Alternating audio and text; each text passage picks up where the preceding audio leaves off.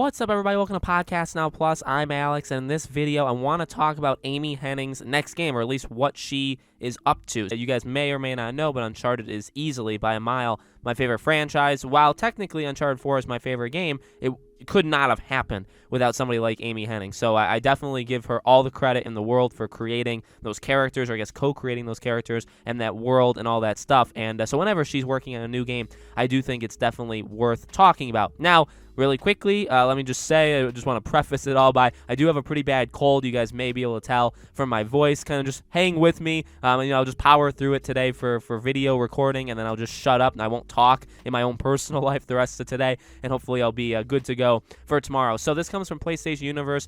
Amy Hennig, a former Naughty Dog developer and co-creator of the Uncharted franchise, is involved in the development of a brand new AAA action-adventure game alongside Todd Stashwick, hopefully I'm saying that right, and a host of other industry veterans. That's at least according to a couple of job postings at Skydance Media from Stashwick on Twitter, calling for a senior animated engineer, a senior software engineer for the Unreal Engine. Our first production will tap into the traditions of adventure cinema to create an engaging, energetic experience that will capture the spirit of TV and film to excite both gamers and non-gamers alike. These games will be best in class for both visual fidelity and innovative gameplay on the latest console platforms and on PC. And then it goes on to say, obviously, Hennig and Stashwick have collaborated in the past. They worked on the canceled Star Wars adventure title at Visceral, and then prior to that, it was also going to be Sam Drake before Troy Baker took over. So I knew that name when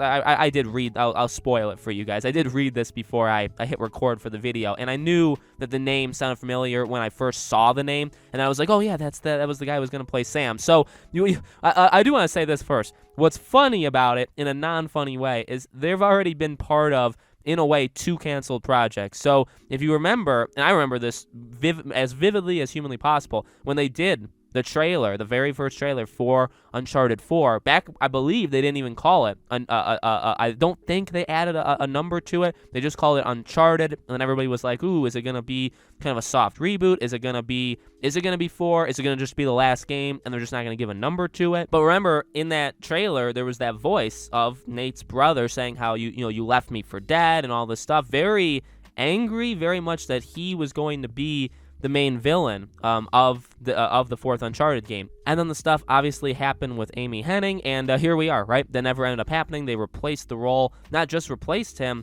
with Troy Baker, but also completely changed the arc of that character. It very much was going to be brother against brother, and while Sam technically does betray Nate kind of towards the end of the game, spoilers, I guess, for a 5-year-old game, he is a good person the entire time. Now, I will say, I do actually like the way they did it, that we got. I actually like it. However, it is hard to say that you can prefer it over what we would have gotten because we just flat out don't know. Same thing for the Visceral game. I mean, remember that game, I believe, Nolan North, they were planning a trilogy, and Nolan North was going to be that head bounty hunter player, and that it was going to be a trilogy of games, and so Todd would obviously be in that game as well. So I guess what's funny about it is that he's been part of 2 canceled Amy Hennig projects, because I would say, like Uncharted, they stopped and they restarted from scratch. So to call it canceled, I guess, is actually kind of fair. You could stretch the meaning of the word, right? I think you could get there. But just funny in a non-funny way that they've been part of 2 projects that just haven't worked out. With that being said, I do think Amy Hennig is really, she is an innovator. She's kind of like a pioneer in a way. So when I do hear, you hear this kind of stuff for pretty much anyone. If you're hiring for a development studio, you're gonna make it sound good. You're gonna make it seem like they're on the cutting edge, right? And again, they talk about how the tap into the traditions of adventure cinema to create an engaging, energetic experience that captures the spirit of TV and film to excite both gamers and non-gamers. I mean, that, in a lot of ways, was what Uncharted was in the first place. Amy Hennig really looked at games and movies, Indiana Jones, right, to kind of craft it. And I think that's what made it. I think that's what made it so successful. I think the only thing you could argue, but I would have counter arguments, is that maybe they weren't as deep as they could have been. One thing I do think you can notice between 3 and 4 is just a little, like a different layer of depth to the characters and to the world building and stuff that Neil Druckmann and Bruce Straley managed to do. Now, they were around for the other Uncharted as well, though. That's one thing. And two, like, there is a lot of depth in